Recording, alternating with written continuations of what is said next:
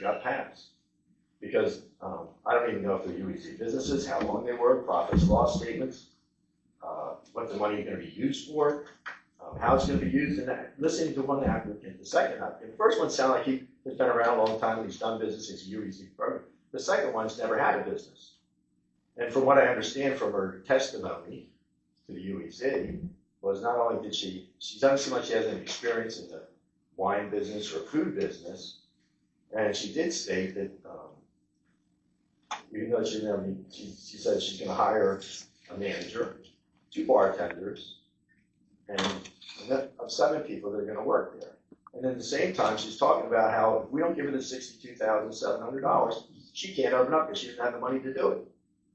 My question is, if we're giving her $62,700 and she doesn't even have the money to open the business without that money, how is she supporting a staff of 7 with the money? There must be money comes in.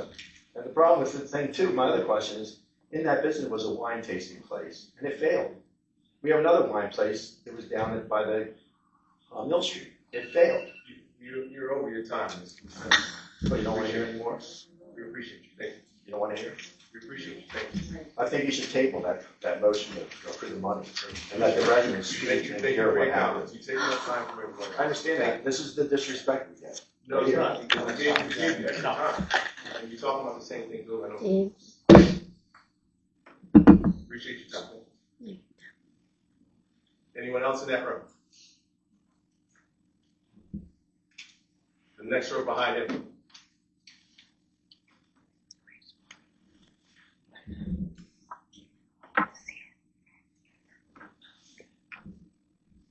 Good evening. My name is Michelle Keys.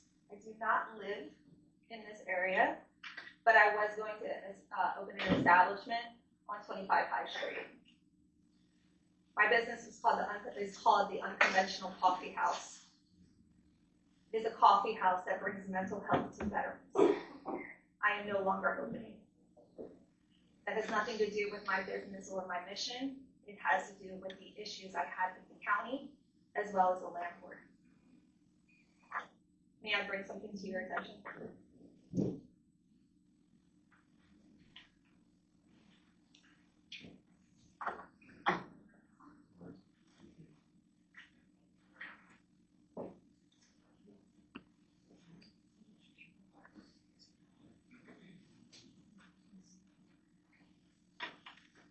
What I provided is one of the inconsistencies. It is the county health department paperwork. On that paperwork, on 5 note 1, it states the appliances that you need in order to function a business that entails food. I spent an extreme amount of money making sure I fit that bill. It says and or. I took English, I'm a veteran, I have 2 master's degrees. And or is and, or you may have.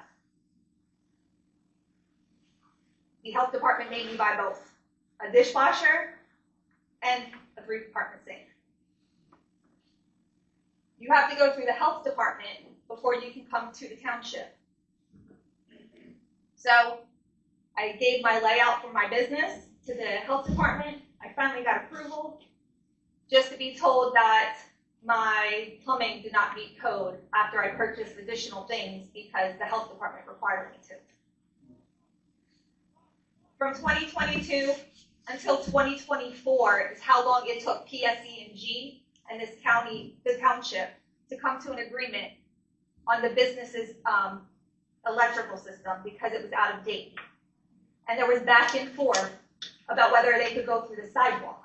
And that was the only way PSE&G could do it. That wasn't my fight because I'm not the landlord. But it did hinder my business. I came with a good heart, with a good cause. I am one of many voices of businesses that cannot open because of the hurdles that the township and the inconsistencies of the township and the health department and anybody else who wants to be required to be a part of this, because there's no way of actually going forward. I needed a permit to basically bring up a counter frame. It did not go floor to ceiling. My landlord had to tear it out, and that also cost me money because now I was paying for a counter that I actually never got to use. I just asked for some sort of going forward. I would gladly open in another building, obviously, because I had to give up my lease. But I will not unless there is a change in the path to actually open. Again, I'm a coffee house, I'm unconventional, and I bring mental health services to veterans and also the community. Thank you. Thank you.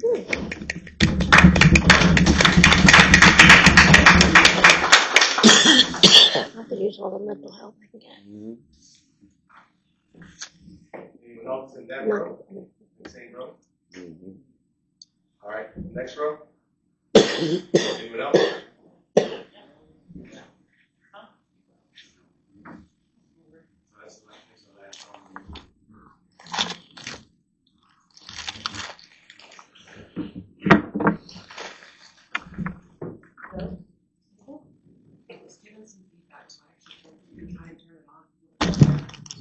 Can you hear me? Okay. Hi. Casey Carty, 119 Mill Street, Mount Holly.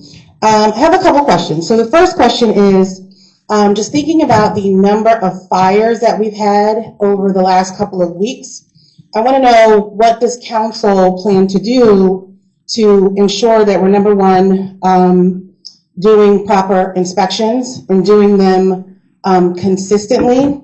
And what is council doing to reach out to those families and their neighbors to ensure that they have the services that they need? Let me answer that one first. You're asking us as a council? Yes. We've had, if you haven't noticed recently, we've had some pretty bad fires, right? Me personally, I've reached out to a few. Okay. In a sense, because as a council, we don't mandate or we don't, make rules. Well, you do make rules regarding inspections, correct? Now, here's the thing. Now, I'm not a fire inspector either, so I don't know what causes fires. You're not a fire inspector, but I understand. As a council, are you concerned about? So just back up for a second. Back up where? What are you asking us for as a council for us? Would you want me to repeat my question? I just want to know. So I'm going to repeat my question. With the amount of fires, the increase in the number of fires that we've had, is council concerned at all about inspections or any of those things that may have to do with those fires? Do we know what causes fires? No, it's not what she said. It's not what she said. Like I said, I'm not a fire inspector. So you're not going to do anything about the inspections? Sorry, no. You asked a question, I answered. You're waiting until I finish. You asked a question. So here's the thing, I'm not a fire inspector. We don't know exactly what caused this fire. I don't know exactly. We don't. So let me give you an example. So in other townships that they've had fires, right, council would meet and they would discuss any concerns that they would have, and any residents here concerned about fires? I would think so. So in other townships, council has met. You don't have to be a firefighter to have a concern, right? So the next question would be, with the new administration coming in, federally, there's supposed to be some cuts for education. And so with this council's approval of so many pilots, and with the pilots, all of that money is going away from our school districts. So my concern is, does the council have any concern about us redirecting that money with pilots, and now with the new administration coming in and possibly losing some of the Title I funding and all of those things? What are we going to do to be able to support our kids and our teachers? Because we don't have enough kids, we don't have enough teachers as it is, right? They don't get paid enough. So is council concerned about the amount of pilots that we put in place, and now this money being redirected for the next 20 to 30 years? That's your question. Yes. Council is concerned, but thank you for your time. Okay, my last question is, with regards to the fair housing, S4 and A50, is council going to be doing anything with regards to affordable housing? Because I haven't heard anything about affordable housing. There are some really tight deadlines that are coming up, and we have a lot of marginalized people who are looking for affordable housing. So that would be my question about that. Ms. Carter. Yes. Mount Holly, like every other municipality, after the first year has an obligation to now file a fourth round plan, right? I know Mr. Brown and I have discussed this, that after the first of the year, we will meet with our affordable housing planner, right? And to take what additional growth share that we had, not to take it down a rabbit hole, right? And add that on to the fourth round plan. Mm-hmm. But from a planning perspective, we're in really good shape. But we will file a declaratory judgment action at some point into the new year to meet the legislation timelines. And that'll help us with immunity and help us to avoid the builder's remedy? It will, yeah. We're protected right now. Okay. We're not going to be sued. Okay, Yep. thank you. Thank you. Anyone else standing up?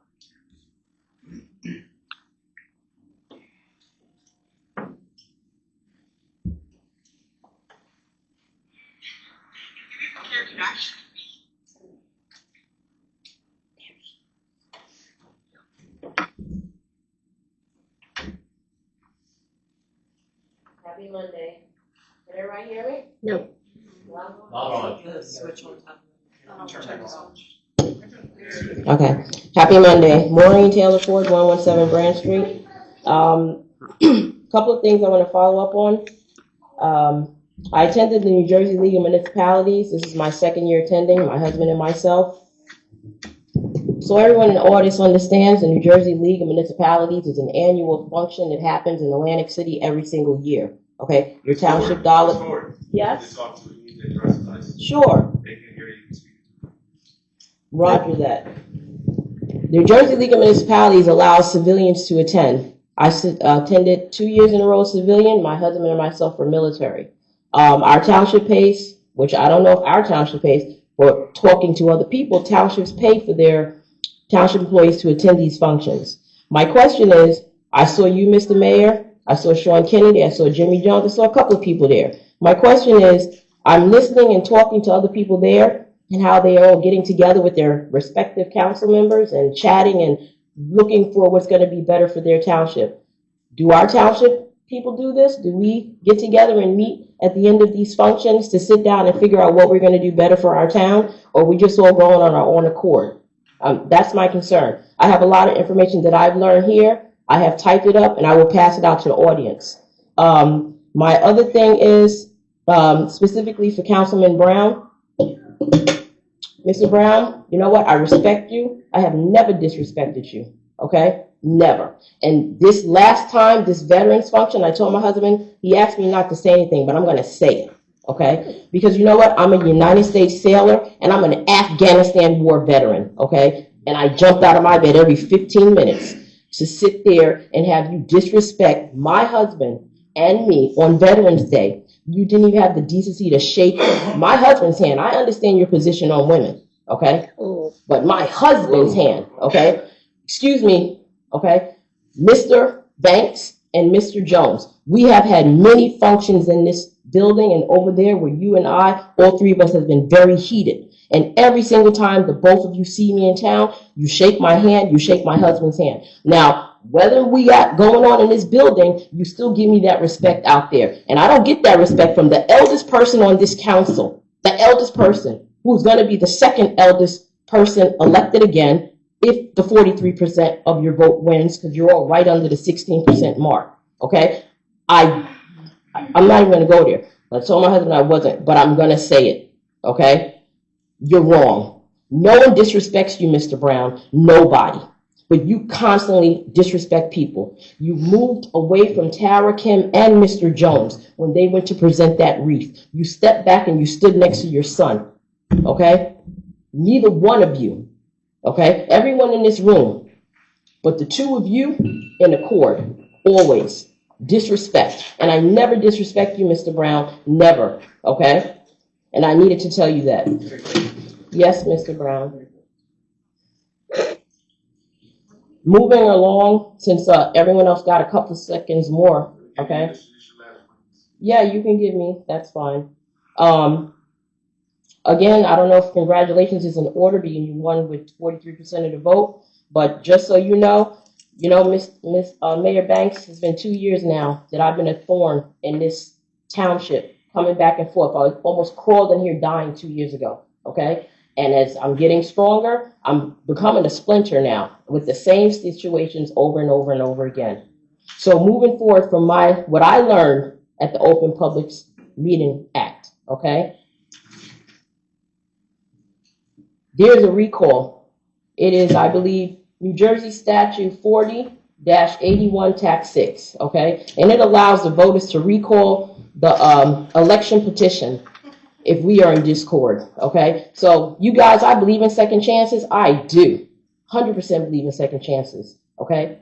Half of my family members, if not all of them, voted for you, okay? So I believe in second chances. And I don't see that already. The attitude's already flying. I don't see that at the planning board meeting. And I don't see that at the fire commission meeting. I don't see that at the UEZ meeting. But when we step in this building here for this township meeting, attitudes fly. Thank you, Ms. Ford.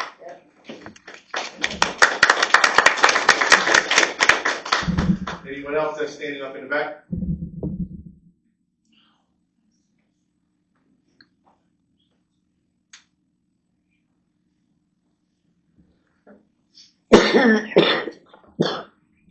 Good evening, Michael Rothmel, 33 Union Street. A couple things. So one, I wanted to confirm that we have the 42 units, but we don't need a binding resolution by next month, Mr. Coleman, in order to prevent problems with the fair housing and builder's remedy. Yeah, after, like I mentioned, after 2025. Again, we're in good shape with respect to the order that we have in place. We're not being sued. Okay. Now, my other concern, I guess the problem is 57% of the people did not vote for the incumbents. And, there's a lot of anger, but I think there's reasons for that. One, there's problems with this board doing what it's supposed to do. We did not have a master plan review for 7 years after it was due. And we still don't have a revision. Number two, at page 37, it indicated the council wants to abolish our historic certification. And Mr. Riley pointed out documents that the township was affirmatively ignoring requests to do historical certification. That's a problem. Just like the township ignored the county when they needed an emergency preparedness plan. It's not been done for 7 or 8 years. That's a problem. That's part of your job, and that's why people are upset.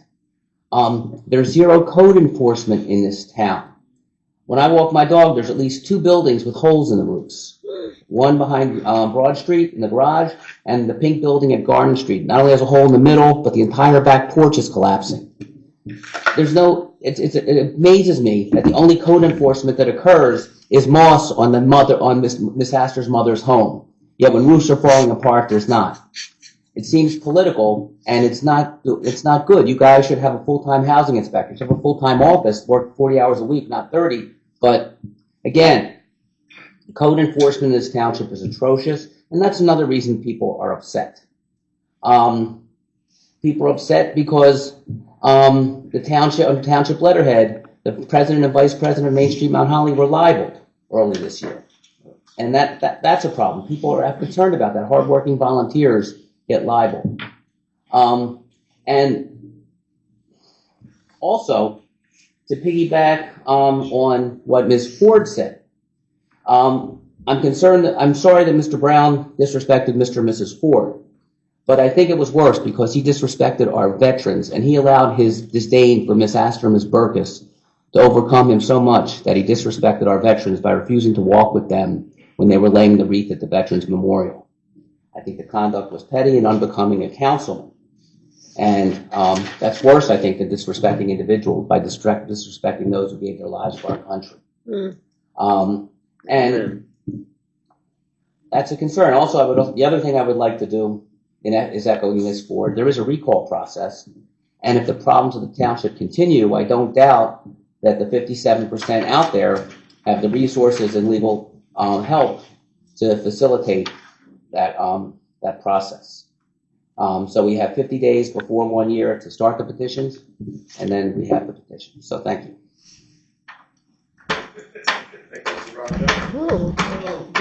It's not over yet. What's not over yet? It's not over yet. No rule yet. Anyone else standing up in the back?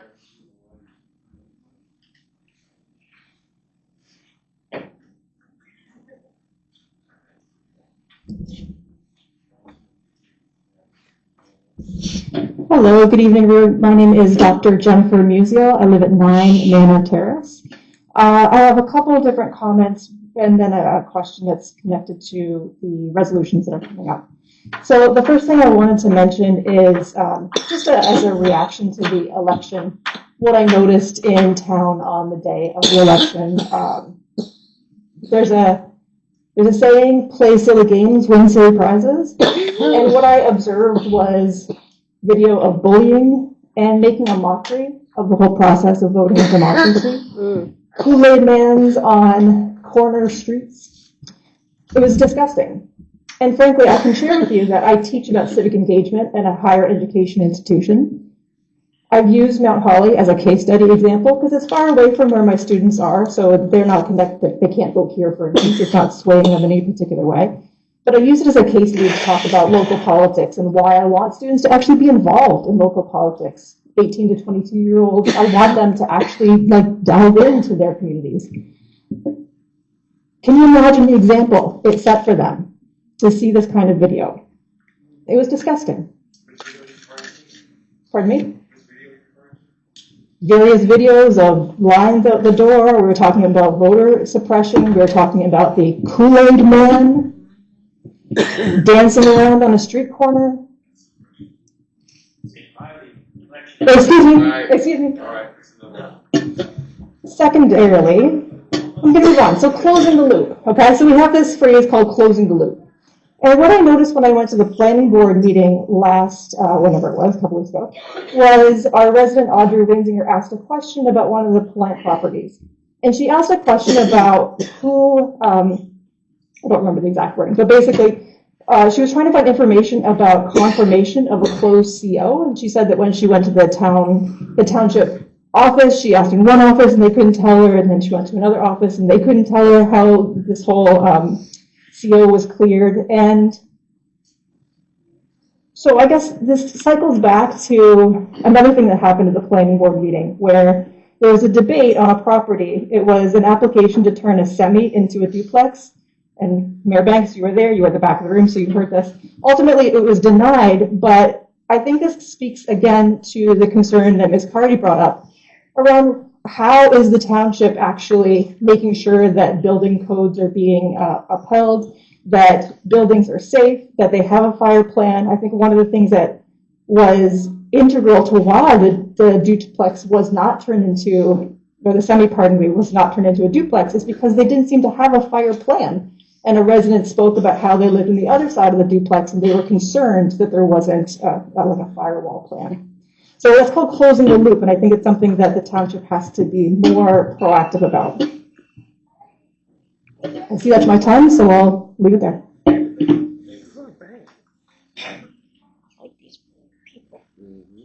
Anyone else that's standing in the back? I said standing.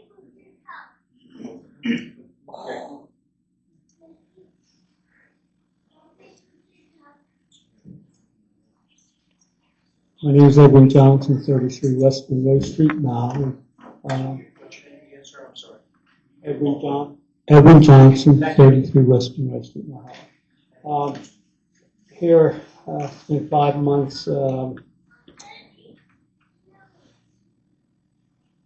Bisman, I can't get nobody to come out, and another concern that I got about the fire hydrant, Bisman and Monroe at that corner there, the sidewalks caving in. I know we had an incident about 5 years ago where on that corner, that road collapsed a little bit and they had to fix it.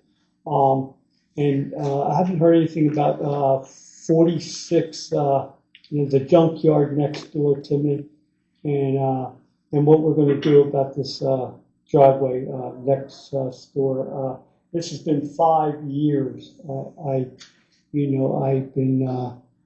on this, and that garage got ripped down. It's a bunch of kids on that street. They leave their bikes right by that fire hydrant. I'm afraid somebody's going to get hurt. There's a safety issue. He put up signs saying, do not block driveway. That garage was ripped down and foundation before he ever moved in there. And, now the road, as he comes out that whatever driveway, it's buckling up now. Buckling up there. So I just noticed that about 3 days ago. So somebody's going to get hurt, and I just feel like I'm wasting my time coming here. I really do. I don't know what more to do, and I've offered to meet, the code enforcer, the building inspector. The neighbor said, "Oh, it used to be a driveway." Well, no crap, I know that. Long time ago. I mean, we're in 2020, coming up on 2025. I mean, it's just ridiculous. What are we going to wait for somebody to get killed down there, or what are we going to do? There's a lot of kids. I've called the cops to come down. But I've offered everything I could do. I lived in that house. I lived in Monroe Street since 1996. I mean, what more proof you need? I went out and got all that. I can't read and write. I went out and got somebody to help me to get the proof, and nothing. Just nothing happened. And the sweeper, the sweeper. I haven't seen the sweeper down there for God. It's been a long time. And we're paying taxes. So I appreciate if you can get somebody down there and take a look at this. Forget about the old days. This is the new days. We can't live in the past. We got to move it forward here. We're not. And these inspectors, I don't understand. Why can't they be here and answer these questions? Why can't they be here and show up? It's like, yous are up there. Yous can't answer. You're not a firefighter. Yous can't answer stuff. Why can't they be here? And that's it. Thank you.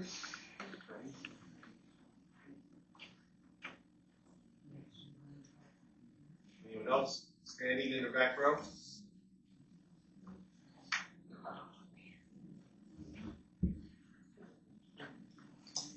Jason Carty, 10 Middleton Drive, Livingston. Taxpayer here in town. Mr. Rothmill, that's funny, they're not a taxpayer? Cool. Mr. Rothmill said something about people being petty. I was just curious. I had a question for Ms. Burkus. Why you took a picture of me on High Street and sent it to Mr. Rothmill, who then posted it on Facebook. I don't think that's appropriate of an elected official to take a picture of a private citizen and post it on Facebook for stalking purposes, because that's basically what Mr. Rothmell's doing, is stalking me and harassing me online. I'd like to speak on behalf of my mother, who's her 73rd birthday today. Happy birthday to her. She obviously has somewhere to be tonight. And Ms. Dawn Brenner, we're partners at the new wine bar downtown. And I'd like to address some things that Mr. Eversmeyer said that are inaccurate. Coincidentally, Ms. Brenner just texted me and said that she's probably spent that much money in his business and will never do it again, furnishing her house with antiques. So it's kind of a shame that he's just lost business. But nobody said anything about not having money. In fact, over $250,000 has been invested in that property now. to bring a new business to downtown Mount Holly, which people are very excited about. And it's a shame that some people want to use political reasons to try to talk bad about a business trying to open downtown. People are very excited about it. They had friends and family the other night. They're going to have a grand opening this Friday. And it's going to be a great addition to downtown. That's how they should be looking at it. And this town has given out UEZ loans for 30 plus years, and nobody questioned any of it. All of a sudden, it's a big deal because they want to try to make it political. In fact, there's a particular family that owns a bunch of properties in walking distance from here that took advantage of the UEZ program many a times, taking loans, and even people were late on loans and sat on the board giving themselves loans. Nobody ever said a word. In fact, Google it. The Philadelphia Inquirer did a story about the UEZ and some issues with it about 20 years ago now, and those were rectified. So to act like this is some type of controversy is inappropriate for your political purposes. Last but not least, I heard the young lady talk about her business, the coffee shop. Well, it's sad to hear that that's not open. I was looking forward to seeing that. I know I helped my mom navigate this messy process, would open this, and I know it's a chicken and egg situation with the health department and construction department, but all I can say is you got to do your homework and make sure you're doing the right thing the first time to try to avoid some of those landmines, because I know Lord knows she hit a couple of them. Last but not least, the fires. Yeah, there's been a lot of fires. Been a fireman for 30 years now. Started here in town. We used to get a lot of fires, more so than we have now. And just that it's the responsibility of the fire district, not the town council. Anything to do with fires and hydrants and inspections. And in fact, the fire department doesn't have the legal authority to do any inspections on any private residence. So they're not allowed to inspect those properties. The only time we get involved, fire officials or fire inspectors, is when it's a multiple family unit and it's only the common areas. And that has to be 3 units or more. Yep, the rest falls on the county department for an inspection. So they should really, especially people running for office, they should learn the levels of government and how that works. Anyone else that's standing? There's some heat going on here.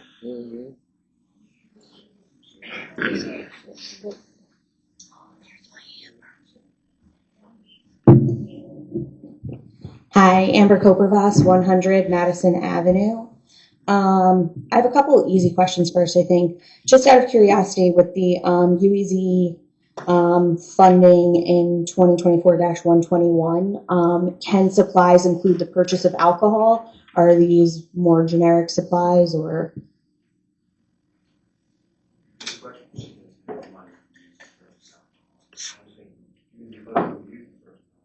Yeah, okay, that's, okay, thanks.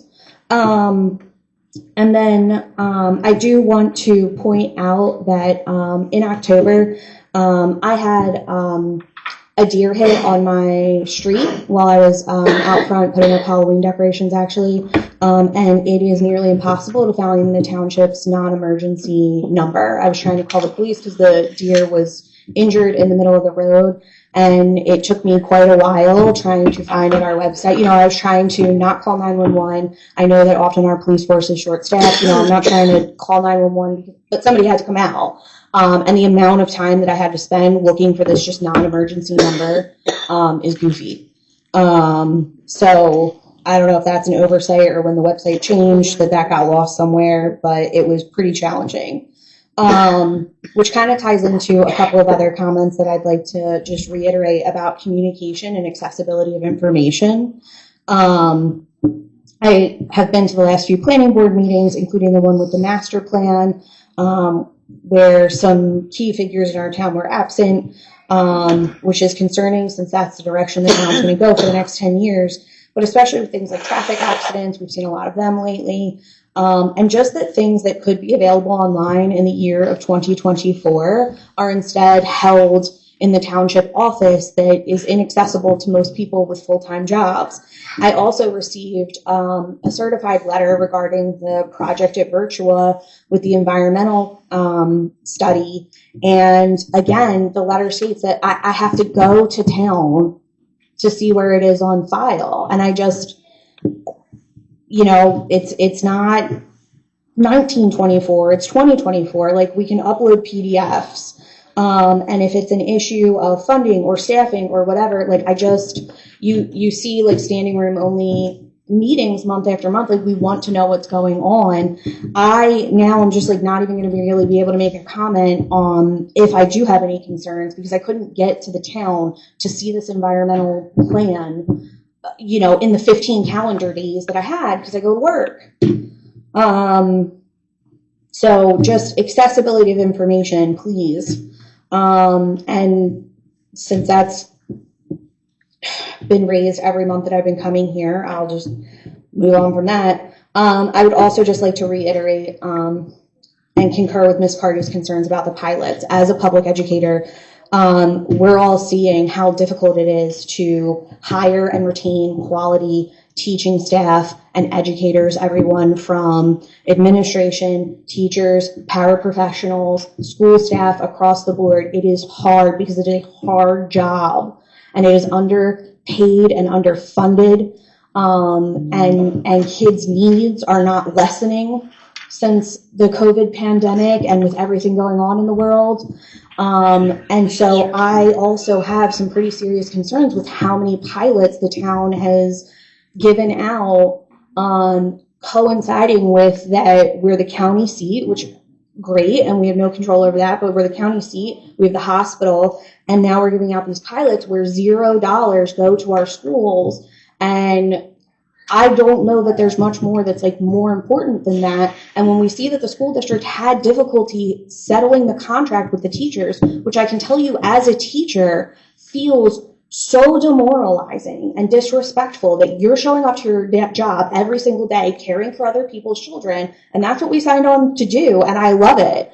But if my employer can't even settle my contract with me, right, and give me a reasonable cost of living increase or something that reflects my years of service, that's a big part of the staffing problem. And I understand that the school district, to some extent, can only fund what they have funds for. So I'm not sure if there's anything that can be done about the pilots that exist, but I hope that that is considered going forward. Thank you. I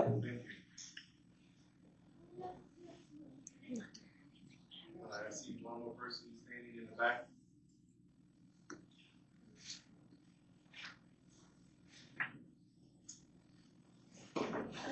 Here's David. Hi, Get the David notice. Villalba, 166 Ranconcas Road. Where do I begin? We always cover what's going on, and a lot of people have questions, and I often wonder, do they get answered? Do they get looked into? What goes on? I don't know. We all need better street lighting, traffic. We don't want a guard to get killed, like we read in the news recently. We need to slow down cars. There's a lot of trucks that are going through the town. Maybe we need to address that. Safety, people's safety. We need statistics on how many crimes, how many things, how many burglaries. Burlington County put up a new street light on the corner because they said a lot of kids were vandalizing the car in the county building. One thing I noticed as we're speaking of county building is that on the taxes here, when I went over there to ask them, they said certain properties don't have any write-up. They get exempted. So I wonder what goes on with that. Which properties did wonder who gets favoritism? Like the young lady mentioned earlier about the coffee. Are we selective when certain people get certain favoritism? And if they do, hey, I have nothing against it, but we need to share that favoritism. Are we going by certain rules? So I walk around the town a lot. I walk around my puppies, German Shepherds. They go around, they're trained, and I ask people, what do you need in the town? Funny thing is, they have a long list. And I'm like, wow. It's one of those things. So I just wonder if we're doing this and learning from everyone speaking. Happy holidays, everyone. If we're learning from everyone mentioning and having a voice, are we taking that into consideration, and what are we doing? Or is it just one ear and out the other? I hope we're listening. I hope we're acting on what everyone is saying. I hope that things are getting looked into. And if it is favoritism, let's look at what can help the town. What does good for the town? I appreciate it, and I wish you guys a happy holiday and a safe one. Good, thank you. Thank you, sir. All right, we're closing the public portion. I don't see anybody else standing up in the back. And so thank you for your comments, we appreciate it. Now moving on to the consent agenda. All items listed with an asterisk are considered routine by council and will be enacted by one motion. Should a council member who wish to discuss the consent agenda item separately, that item can be removed from the consent agenda and considered in its normal sequence. Anything that was removed and voted on in normal sequence. Yes, I'd like two of them pulled to be considered separately, that is, C, resolution 106, and have resolution 119. Okay, 106, 109, want to remove? Yes. Vote on separate. Pull, yeah.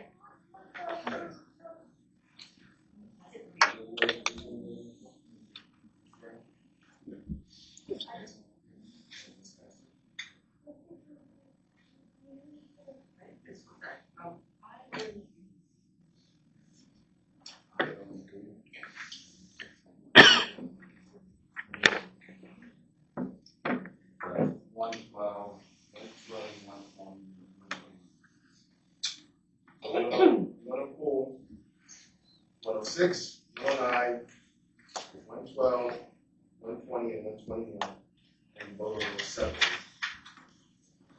And we'll take 104, 105, 107, 108, 110, 111, 113, 114, 117, 118, 122, 123, bill list, and the department head reports all in one motion.